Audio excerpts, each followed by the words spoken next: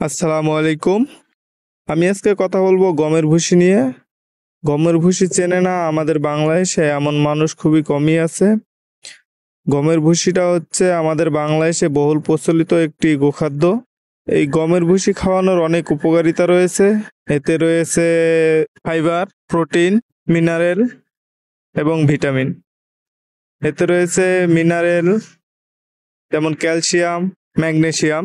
এতে থাকা ভিটামিন সমূহ ভিটামিন বি কমপ্লেক্স এবং ভিটামিন ই কমপ্লেক্স।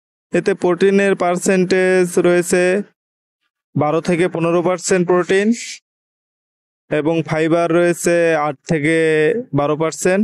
এটি খাওয়ালে গরুর হজম শক্তি মসৃণ হয়। এছাড়াও দুগ্ধজাত গাভীর দুধ বৃদ্ধিতে সাহায্য করে। এছাড়াও এর নানাবিধ উপকারিতা রয়েছে।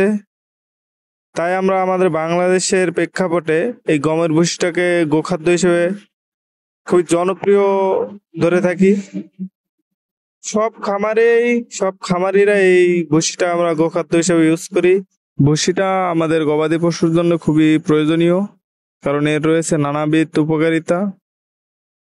তাই সকল খামারিরাই ভুসি খাইয়ে থাকে এবং খাওয়ানো প্রয়োজন আমি মনে করি।